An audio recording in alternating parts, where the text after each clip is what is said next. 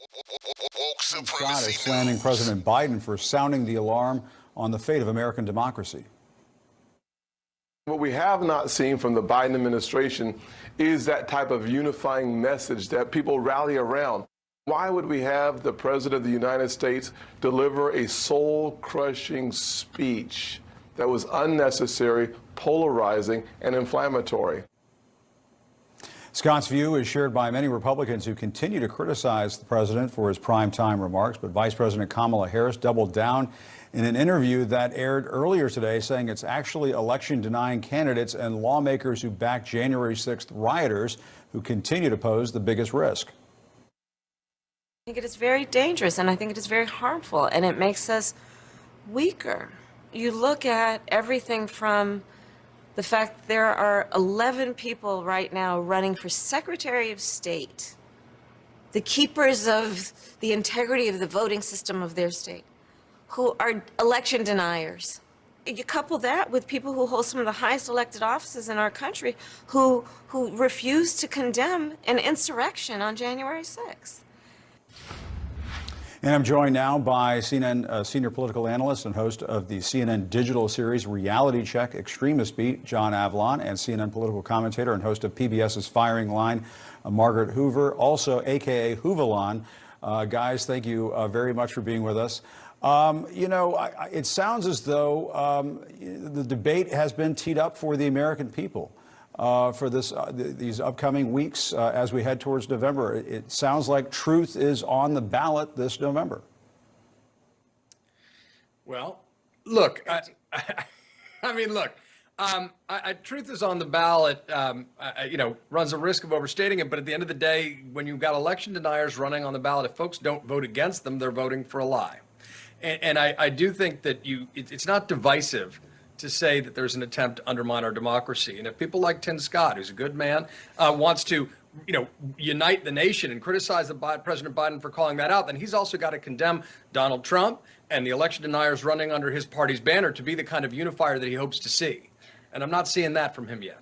I do want to be fair to Senator Scott, though. I mean, he was talking about President Biden's lack of an ability to have brought the country together under the banner of unity, which he ran on and which was the high hope for the Biden administration. I think it is a fair criticism that many Republicans and frankly centrist Democrats, up until very recently in the recent legislative achievements of the Biden administration, is that President Biden hasn't been that sort of unifying figure, isn't governed that way. Remember the first, I know John Avlon's laughing. I'm not laughing, I'm disagreeing. This is Joe Biden sort of won with a very split Senate and then governed as though he wanted to be FDR.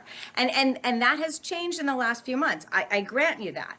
But that, I think, is what Senator Scott was speaking to. I will say at the same time, and I'm going to go quick. But Margaret, wasn't his legislative agenda was always going to be very Democratic leaning? Yeah, but right? But he never was going to. Unifying the country has more to do with trying to repair things after January 6th, bringing the country together after January 6th. Well, I mean, that was what I hope bringing the country together after January 6th would have been the highest and best hope, and then governing not from not as though he had 60 or 70, a supermajority in the Senate. He had only 50 and barely had the Senate. And he governed with the aspiration of being this transformational FDR kind of president, not one who barely had a Senate.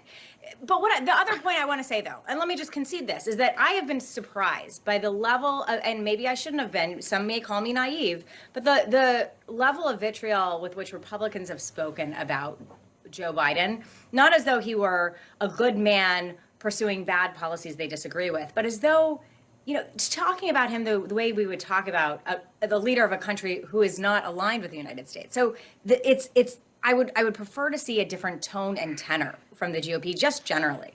Let me just add one last thing to that. Look, if you look at the legislative record of this Congress and this president, there have been more bipartisan pieces of legislation and significant ones passed because a significant number of Republicans voted for them. But they're to their always credit. No, not like this. And so I think that is a measure of being able to bring the country together, even if fundamentally the polarization in our country is so toxic that even senators can't acknowledge that. We're both right. Well, let me move on to the next subject. After Vice President Kamala Harris questioned the legitimacy of the U.S. Supreme Court this week, Chief Justice John Roberts, we heard him defend the court in his first public comments since the Dobbs decision. Let's talk about that. Let's listen to what he had to say. Lately, the criticism is phrased in terms of, because of these opinions, it calls into question the legitimacy of the court. Simply because people disagree with an opinion is not a basis for questioning the legitimacy of the court. And back in July, Justice Elena Kagan, who dissented when the court overturned Roe versus Wade, she warned about the importance of preserving the court's legitimacy. Let's watch that as well. And I'm not talking about any particular decision or even any particular series of decisions, but if over time the court loses all connection with the public and with public sentiment, that's a dangerous thing for a democracy. We have a court that does important things, and if that connection is lost, that's a dangerous thing for the democratic system as a whole. And according to an August Pew Research Center poll, American confidence in the court is sinking to a record low. You can see it dip sharply after the abortion ruling. Guys, do we see a danger in how the court is being perceived right now? Yes. And is it more than just a perception? Look, I gotta say, No. I actually don't think, no, it is not a perception. The court is, like every institution, plummeting in faith and standing, but this is new because the court had been protected from this lacking confidence. And what Justice Roberts, of course, didn't take into account was the fact that the court represents a Republican Senate and a Republican president's agenda over the last 8 years, or President Trump's 4 years, that put Brett Kavanaugh in, that didn't put Merrick Garland in, that where the political process, while completely legal, was not, the left feels was not in good faith. Yeah, with good reason. And with good reason. And so I don't think actually Justice Roberts behind closed doors would disagree with anything Elena Kagan said.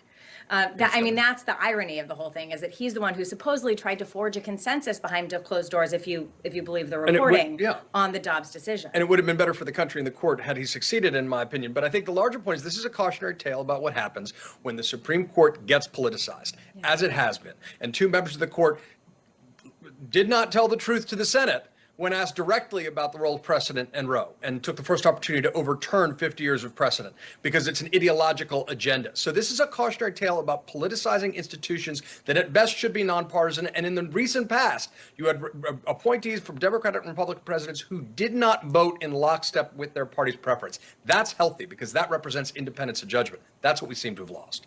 And I want to get to this final thing. This week, Republican Congressman Louis Gohmert presented a U.S. flag that flew above the Capitol to a woman who was convicted for her role in the Capitol attack. These are photos posted on the rioters' Twitter account. Guys, what do we think? I mean, a U.S. congressman rewarding someone who was part of what happened on January 6th? Just leave me 15 seconds at the end. John Avalon, go ahead. If you want a museum piece for the insanity that has overtaken our politics in the wake of January 6th, this is it. And it's not just because it's Louis Gohmert. The insanity of a member of Congress giving a flag that rose above the Capitol to someone who attacked the Capitol. The persistent belief that attackers are victims if they agree with you politically because they tried to overturn our democracy and they should be treated as heroes and martyrs. That is a symptom of a sickness and a psychosis that is twisting our politics and our judgment. And this is one of the worst examples of that I've seen, certainly from a member of Congress. I'm just going to add a couple of facts. More than 800 people have been prosecuted by the Department of Justice. Only 125 have served time in prison or jail. This woman is one of those, okay? A representative of Congress who was in the U.S. Capitol building that was attacked is rewarding a criminal. Honoring. A criminal. Yeah. Okay, and a criminal who tried to undermine our democracy. And so that's the piece that I think is just so stinging here. Yeah, if you're rewarding somebody who is, breaking into the Capitol and doing what they were doing on January 6th with an American flag that flew over the Capitol, then I do think the truth is very much at stake in these coming weeks. Guys, thanks very much. We appreciate it. Thanks for being with us.